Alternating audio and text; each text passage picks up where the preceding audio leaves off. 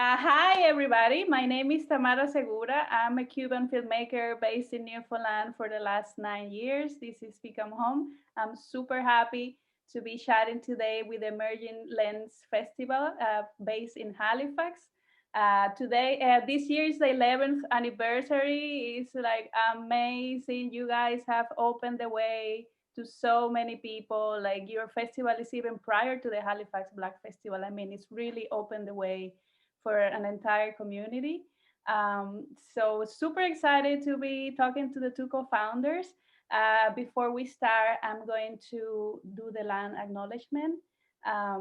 So we respectfully acknowledge the territory in which we gather as ancestral homelands of the Beothuk and the island of Newfoundland as ancestral homelands of the Mi'kmaq and Beothuk.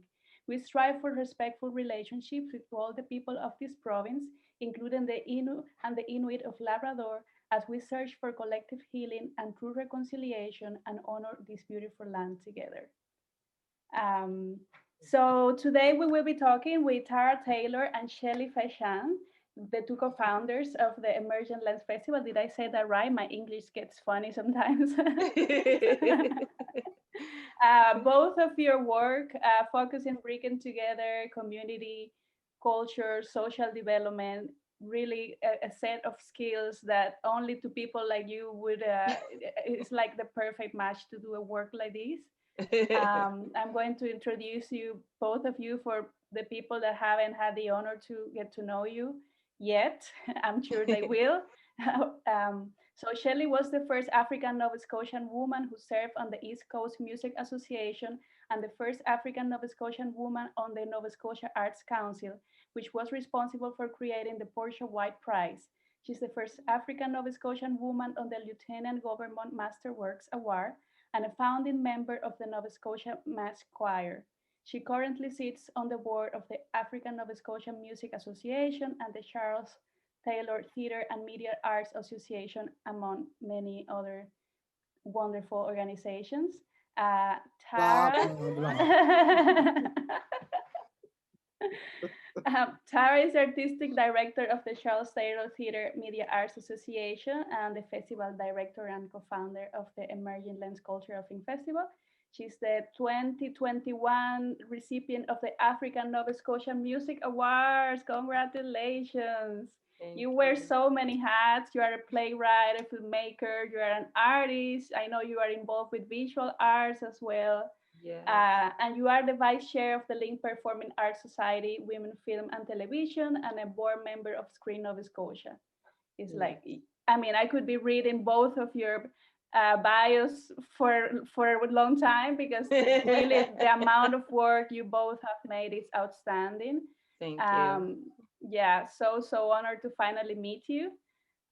So yes, we are going to be talking about the festival in a specific, and it's been 11 years already. I think you guys, when you guys started this, it was just like a 1 day kind of event. Let's go back in one history. Day, one sponsor. Oh my God, you've come a long, long way. So let's make a bit of history and talk about how you guys came together and decided to create this space. Okay, well, I always start off with the comical story of the real first year of Emergent Lens, when one day I picked up a camera and I said, well, gee, I always wanted to be a filmmaker, but I didn't really know any outlets. I didn't know about all the fabulous things that were happening on the Halifax side. So I literally picked up a camera, created about 6 pieces, put out a half a poster, and didn't know how to market or anything, and rented out our rec center in the East Preston rec center, and on a big 52-inch screen TV, played it, and 6 people showed up. But the right 6 people showed up. And Shelley Fashan heard about it and said, well, you know what, this is a really great idea, but let me just show you a little bit how to do this thing. And so the real first year that happened was phenomenal, and Shelley just did her thing and was able to get, sponsor, our very first sponsor, Miss Delvina Bernard, what was it, CASE, Canadian African Council on Education. I can't remember what the whole thing stands for. Go ahead, Shell, but that's basically the beginnings and my remembering. Well, I do remember you helped me so much with my documentary, and we were at the scholarship launching screening, and the executive director of CASE was there, and she said it would be so great for our community to be able to see these stories. And so Tara was there, I was there. We said we're going to make it happen, and she gave us the first sponsorship, and we had a screening at the Black Cultural Center, which was really, really well received, wasn't it? Yeah, it was. They were like, how much do you think you'll get? Oh, maybe 50 people. We got 200. Wow. Wow. And that was from year one. Year one, yes. Year one. Amazing. There was definitely a thirst in the community for stories that portray the Black community in specific and the multicultural community eventually. So you guys picked up on that, and I bet that a lot of people has benefit from it ever since. So, go ahead. When you first started, did you had in mind like creating like a long-term festival, or was more focused like on this year we're gonna do this and whatever happens? How was the planning, or did you plan it at all for the long term? Not really. I think it was like Shelley said, it was an answer to a call. So at the time, the first few years were reactive.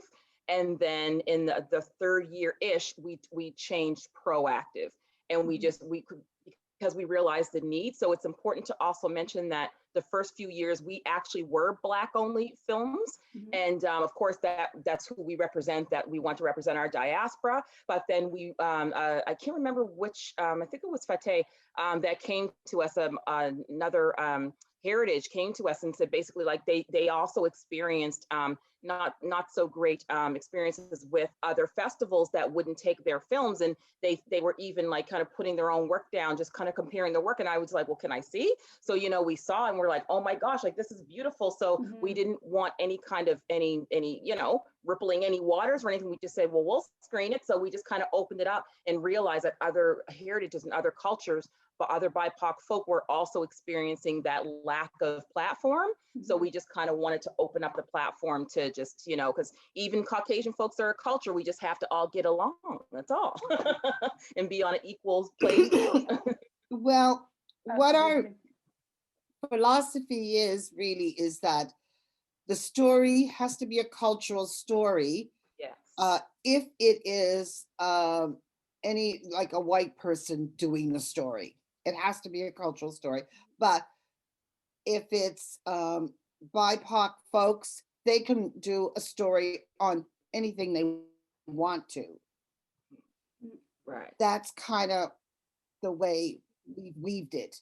And we felt, like you said, when Fateh came, he had a bad experience with, the Halifax Film Festival, and we screened his film. He got international attention from what we did with his film. And so we wanted to recognize the work of new Canadians and the Indigenous community. We've also screened quite a few amazing video and even animation from the Indigenous community. And so then it was international. We got so we can't say no to anybody that has a good story. So Absolutely. So now we are actually international. We just have to be very careful because our funders are Canadian based still. So we just make sure we have the majority of Canadian content. Right. And is this for films under a particular length? Are you also receiving feature films at the moment? We actually only we do receive feature films. We can't always accept them. It depends on the length, because of the length of time we're in each venue. But we also partner with Real Canada, and we do a feature film for our opening. And this year is kind of tough because we have a few feature lengths, but one shorter than the other. So we might actually use it as a closing. So it still gets to get screened. Right, absolutely. So you also, on top of the screenings, each night you open with a cultural performance from usually someone from the community. I'd like to know a bit more about how that process goes. How do you reach out to the community and get these people to participate? Do you also make a call for submissions, or you already have the ties with the community so you know who will be interested? How does that work? Yeah, go ahead, Shell. Well, it's part of another way that we operate because in our community, the African Nova Scotian community, we begin most events with a prayer, a song, uh, a dance, some way of setting the tone and incorporating and connecting ourselves to that event.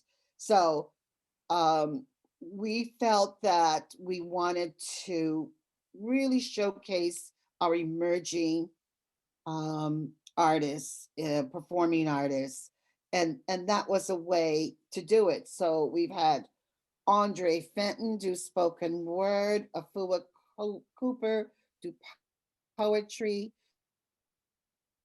Owen Lee music, and dance. We've had dance as well. It's an opener to what else we are presenting. So it's important way of keeping, retaining how we do things, shaping how we do things, and that's really important. And you can say something too, Tara. Yeah, the only thing I would add, like that was beautiful. The only thing I would add is just that, yes, it is. We do focus on local, and we don't actually do a submission for that because we always hear about emerging artists and whatnot. And we actually work on the music side as well. We do like a master class as well for to meet musicians where they're at and to help them rise their careers with KL Management. She actually is from here, lives in Toronto now, and has platinum selling artists. So she facilitates this program. So we actually work kind of both in the music as well as film. And what else did I want to mention about that? I forget, but it'll come back to me. Yeah.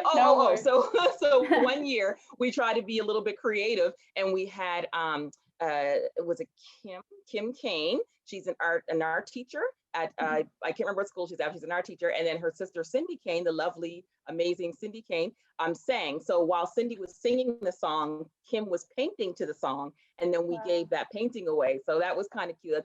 We should do that again. That was cute. I love that. It was my favorite. That sounds fantastic. So interactive and like really on the spot. Like I really like that kind of interactions between public and artists. Sounds like a wonderful thing. So one of the mandates of the festival is as well as showcasing new talent and African Canadians and multicultural filmmakers. It's also training new generations.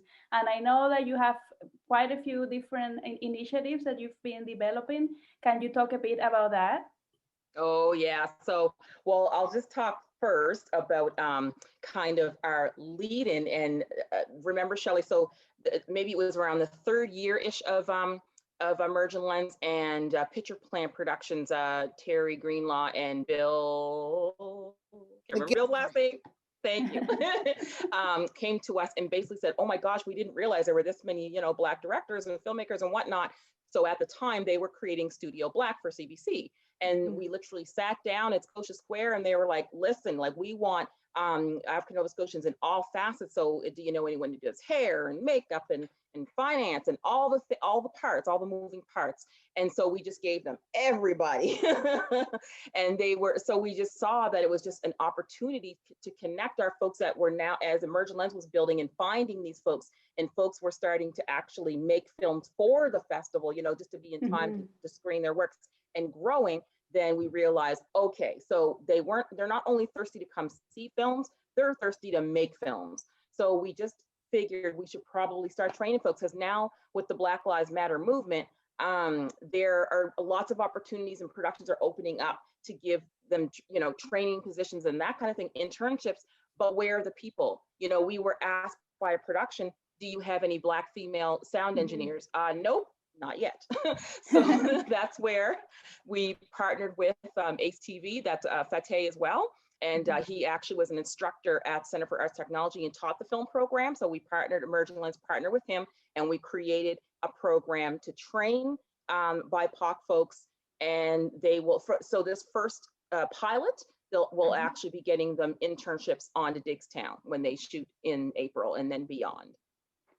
Wow. So have you already gone through the process of like choosing who will be participating? Yeah, so we kind of handpicked them a bit just because they've always been on the radar of saying, how do I get into film industry? How do I get into film industry? So we're like, don't worry, when we figure out a way, we'll get you. So we're starting with the folks locally. There's a young lady who lives in Truro, yes. We'll be traveling up. There's a young lady who is a journalist from the community, like just all folks that we know are involved and want to be involved. But then our longer program will actually do a call for that, because it will be ongoing after the pilot. Fantastic. And you you also mentioned like for performers, they will also have upon participation some sort of acceptance within ACTRA. That goes not just for filmmakers but also for performers. Yes, so they'll get a union credit. So basically, ACTRA is giving us, letting us train underneath a student training agreement. So that's how we'll be able to at least get them that credit. Fantastic. Yeah.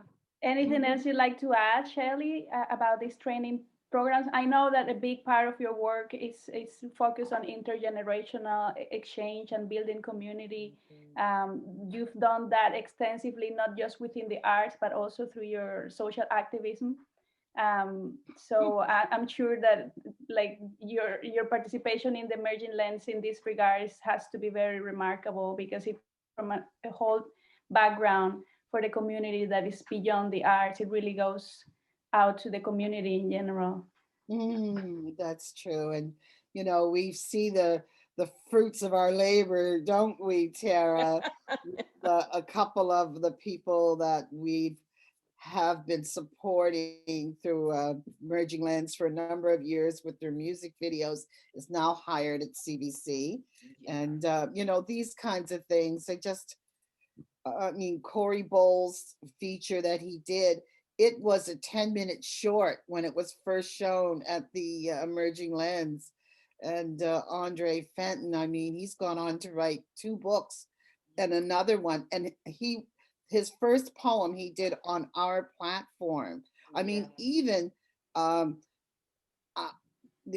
the name of the Newfoundland filmmaker, Atif Baskandari, who did Salambe, he premiered at the Emerging Lens. Yeah, so we had him before you guys did. You got that. We're both mothers. We like to mother them first, and then we send them out to the world for everyone else to experience and grow. How rewarding! It has to be immensely rewarding, and I know there is so much gratitude out there already. I've been going through reviews and feedback in Film Freeway, and the comments of the participants along the years, all the gratitude, like you can really tell that it's made a difference, being showcased, and all the connections that have been made through the festival. That is incredible. Yeah, it's really special. It's special because, you know, like I said, I know Shelley's the same, but I'll speak for myself, but at the same time, like I really do like to nurture them, but I'm sure Shelley's the same. Like I really, you know, because it comes from deep within. Like I said, I had no outlet when I first started. So, you know, like when you know folks have that inside of them and they don't know where to go, and there's so much going on around them, like there's a gatekeeping kind of a thing that happens in our city because it's so small. And so, you know, as soon as I catch on to anyone, I'm like, here's how you do it. Here's how you do it. I'll help you with your first grant. Come on, let's get it done. As long as you're willing to put in the work, and they always are. Amazing. I got a call today from CBC for the contacts of an artist. Wow. So, yeah. I mean, they know where to go. BBC calls me. Yeah. People. It's like, and it's Tara, so, exactly, I don't know like you, but I so want to know you. And it's so important to mention, like, like, I mean, now they know, like, we're not playing around. We're letting you know where the holes are, where the gaps are, where this beautiful talent is. And even our new training program, Telefilm, offered to, they just said, can we fund this? Like like, of course we were, writing grants for other things, but they basically came to us and said, can we basically fund this? Of course you can. We're not going to say no. Absolutely. And you know what, like this is only growing, I'm sure. Like I'm pretty sure people in the Atlantic, not just Nova Scotia, Yeah. people of color wanting to be part of the arts community, of the filmmaking community. I know that after watching this, for people that haven't known you yet, you will be getting some emails like, hey, how do I do this? Like, it's just so important to feel like you belong somewhere and there is people backing you up. Like I say, like personally, when I first came here to Newfoundland 10 years ago, right now the population of immigrants has grown, and you can see it, it's more evident, but at the time it wasn't that much. And it can be sometimes a lonely place to be when you don't have no one to relate. Or thank God with the Women's Festival, that was for me, it gave me frame, and it gave me support. But if there are any, for example, male filmmakers, people of colors out there that wouldn't have the same opportunity, I was lucky that way. So knowing that you guys exist and offer support is really encouraging, because it is it can be a lonely path and a scary one for people starting. So yeah, I'm so happy that you do the work you do. So last year you had your 10th anniversary amid this crazy pandemic. You also are one of the first festivals in Halifax in the year, so you kind of again had to open the path for festivals to readapt to this new online kind of world. How was the experience for you guys? It was probably very challenging because you were really kind of the first We one. were the first ones, yeah. Because our festival happens in April, and of course the pandemic was March. So yeah, I think we were the first ones. But it's okay, because we were the first ones to have all the mistakes, and everybody else just kind of fixed, made sure that they didn't do what happened to us. So basically, when we first opened in June for the online one, our first night, because we still did 5 screenings, and we're actually still able to figure Zoom out enough that we still did a poll so we could have like online awards and that kind of thing. But there was someone during one of our screenings that was drawing, we won't mention what the pictures were, but they were drawing the pictures while we were watching the Zoom bombers. Oh my and God. everyone were saying, like, they were sending messages afterwards, oh my gosh, you were so calm, how did you just get through that? My heart was falling out of my chest, and all I did was, don't put on your poker face, just keep on screening, just erase it off as it comes on. Oh my dear. And the rest of the nights, like I called Zoom, like their support team, and we basically cried out and said, how do we? So they said, oh, well, you just have to put these settings in place and da da da da. And so it was better the last few days. But wow. And also too, the beautiful thing about that is that we usually fly a few of our filmmakers in, but of course couldn't do that. So it was nice to be able to have all the filmmakers, not every last one of them, but a few of them, on the panel with everybody. So that was really nice. We wouldn't have been able to have in person. So yeah, I guess the online world also opens up different possibilities. Like, it's very shocking at first when we are adapting to what this is going to be like, but once you start experiencing it, you realize that, well, actually this gives me the opportunity to do this and that things that I wouldn't have normally even considered because of time, travel, money. And all of a sudden here we are talking from people from all over the world in just a conversation. It was so lovely. It was lovely. And then we did end up being able to later on in October have an in-person one. And that was a bit of a different experience, just because we had to do like the Eventbrite, because our festival's free, so we don't charge for admission. So of course we just let people come, but we couldn't, so we had to do it on Eventbrite. So that was a little different as well, but people still came. It was great. It was good, especially in the library night. It was really good. Yes, that was special. I bet. I think that is so important that festivals like these, events like this, I think the pandemic has just made more evident how Black or multicultural populations have been affected, more impacted by the pandemic. And the isolation has been definitely one of the biggest impacts that it had, in particularly the people of color community, people that has to get to work all day, that is more exposed, and having this kind of activities for them, with us. It is just so important to maintain. I mean, especially in times like this. So I can see why people would attend, like would be definitely so desperate to come together again and attend events like this that are tailored for us in a specific, a very vulnerable population. So we have this year also. It's gonna be, looks like it'll be online again, the 11th edition of the festival.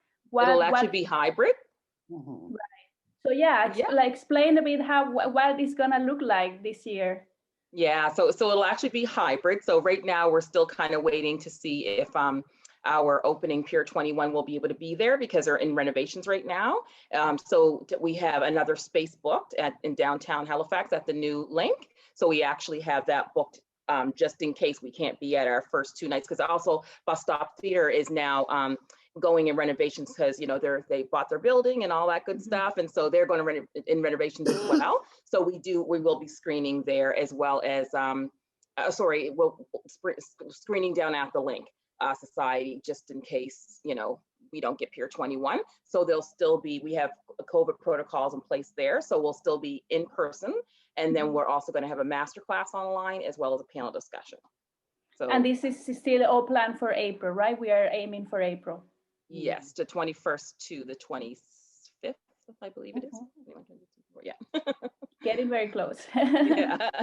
Too close. Yeah, so excited about the new works. Like, it always amazes me. It shouldn't amaze me, because I mean, we 11 years, but it just amazes me, the new beautiful works that keep coming. Like, oh my goodness, because I mean, in the beginning times, people didn't think that we had, because we didn't have that many Black filmmakers. So people were like, where are you going to get the films? There's not really that much. And so, yeah, there's not that much because you're thinking negatively. So don't think that way, think positive and optimistic that it's going to come in. And every year we get these gorgeous, gorgeous brown skin films. Totally. It's like what we say, you got to see it to be it. If you don't see people doing it around you, if you don't see people encouraging you to do it, then you just think that it might not be possible. Once you have like a reference, then it starts blooming. And I can say that because I've experienced it here in St. John's, having the Women's Festival, coming from Cuba, the amount of films made by women is so much less than we see here. And I think one of the reasons is because we don't have a festival like, for example, the Women's Festival, where you are encouraged to do it. And the same happens, I guess, with the Emerging Lens. Once it exists and you see people there doing it, you're like, hey, like I could be doing this. Like, why not? I could do it too. That's right. Pick up that camera. Get the camera and go get it. Absolutely. So can you talk a bit about the different awards that you guys have within the festival? I know there are a few audience awards. Like, can you walk us through some of them? Yeah. Well, actually, thanks for mentioning the award from ANSMA. So one of the main reasons, the person that nominated me for that award, is because we actually created a music portion to the festival. Like, not all festivals have a music video portion, and then because we open up with performances, that's the music aspect that we cover. So the industry just we've just given that platform for musicians to be able to go on. So that's one of the main ones, is best music video, of course, best documentary, short, animation. Oh gosh, what else is there? Oh, our favorite, the Griot Award. So is it Swahili for storyteller, Shell? Wow. Yes. Yeah. So you can go on to explain that one too, how we choose that one. Yeah, totally. Go ahead, you're doing good. Gotta make you work. So Shelley actually created that one several years back, and it was basically to honor longtime storytellers in our community. And I believe we gave that to the first one was Deanna Sparks for her Black Panther. The Panther Next Door, that was it, under Picture Plant Productions. And that was a lovely, amazing documentary about there being a Black Panther from the Black Panther Party that actually lived in Cherry Brook. Wow. So that was a lovely story. Yeah. So we presented her with that then, and we continue to give someone that's inspirational. I think we were oh, no, I better not say that because that person doesn't have it yet. The next one. You just keep that for a bit later. Yeah. Just in case this comes out before we honor them. Totally. You also have a pitch session, I believe. That last year, unfortunately, I think had to be canceled because of the pandemic and all that. Is it happening this year? How is that going? Yeah, so it's basically we renamed it Pitch a Film, Make a Film. So in the beginning, it was just pitch a film. So we had industry panels that would listen to, anyone could show up and just pitch their idea, and they win we're partnered with Center for Art Taste. They would win a production package to go away and make their film. So not a lot of those films were coming back to the Emergent Lens because, artists take a little minute to create their work. So, so basically we changed. We're like, okay, so if you win, we're going to take a health break, food break, and then we're going to make it right then and there. So like a 1 minute, 2 minute film. So we're partnered, like the union ACTRA came on and said, oh yes, you can do that under a training agreement. So basically like the crew could get credit, and we could use actors in the union as well. So you literally pitch your film, whoever wins, then we make it that afternoon. Wow. So how do you gather like your actors, your crew? You would have to have that in mind prior to going to the pitch? Yes. So basically you could, it has to be a very, it has to be a very small kind of scale, like 1 or 2, 3 people, one act kind of thing. But yeah.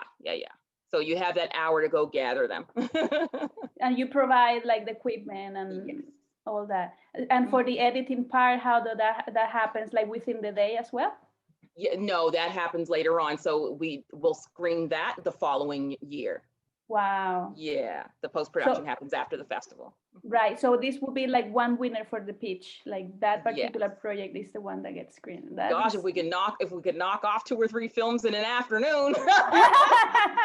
Yes, I guess that you are also totally you're wearing capes, the Emergent Lens capes. Because I guess you will be involved as well in some parts of like the shooting or like producing, like where are we going to shoot this? Where are we going now? Yeah. So it's just like something, just very simple, one location, one scene, one act. Amazing. 1 or 2 actors. Yeah. That's so wonderful. So where do you see the festival, like say 10 years down the road? Like what's your wishes for the community in general and for the film and art community in particular? What are your wishes for them? In Nova Scotia, I guess, in a specific, because that's your community. Yeah. How do you see the prospects? Like what would be the wish? Go ahead, Shell. For me, well, I want someone else to be doing this. We want to show up I want to see people employed in the industry. People have their own production teams, crew, experts, and an opportunity for the stories to be told from our perspective. We have a very rich history. We've been here in Nova Scotia for 400 years. So we've got 400 years of stories. And so needless to say, they haven't been told. And so that's what I want to see. That's right.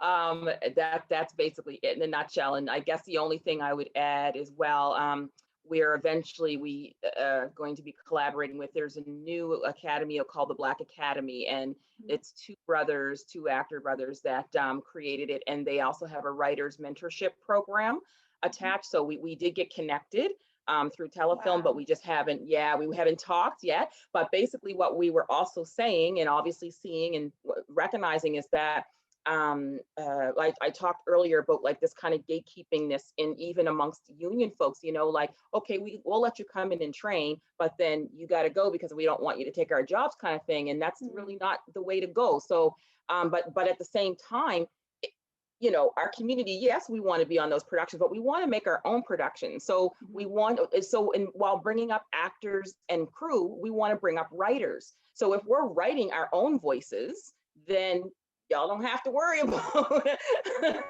about, you know, getting jobs taken away from you, because we're going to be employing, you know, from a larger pool. And so, and of course, like anybody's welcome to get hired, but at the same time, like we need, if we're going to have more productions with our voices, because we don't want anybody dusting us in, you know, don't sprinkle my color in your production. Don't worry about that, so you can check off a box. Yeah. You know, so my own personal journey, I'm about to apply for the Talent to Watch program for my first feature length. So once we get there next summer, I want to be able to hire as many people that look like me as possible on all sides, but also I can't be the only one. So we need more writers. So that's what that partnership with the Black Academy is going to hopefully bring is, so I'm not sure if they're going to do a chapter here and we just help them, you know, get folks that will be writers or what it's going to look like. But yeah, that will be the icing on the cake for me, is to have our writers writing our voices, we have actors to fulfill those roles, and crew to shoot it. Absolutely. I mean, for example, there's going to be a production coming soon here. And so they need Black actors and cast.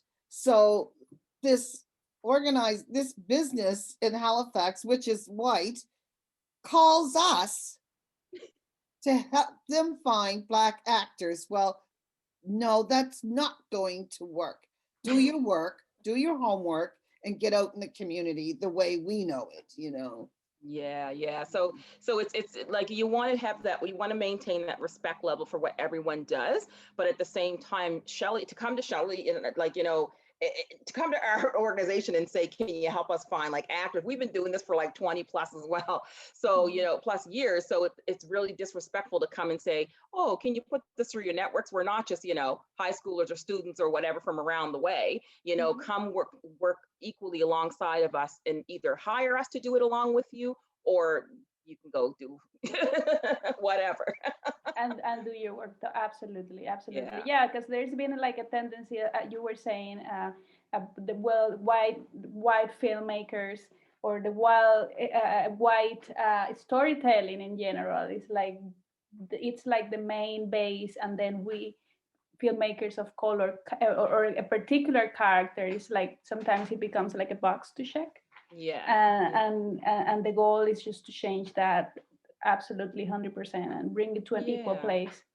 Yeah, because I mean, I had to have a little bit of revelation in my own, I guess, my own circles, because I just kind of realized that it's okay. You know, if I was to sell Mary Kay tomorrow, I'm going to go to my friends and family. So if I'm a white filmmaker, yes, you're going to go through your circles, who you know.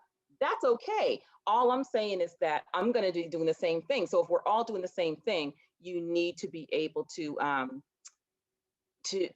make room, right? You need to be able to make room, and nobody has to apologize for wanting to represent what their experiences are. Right. 100%. So that's kind of what I stand for. Yeah. Absolutely. So again, remind us this year, what are the dates for the festival? The calls for submissions is already open.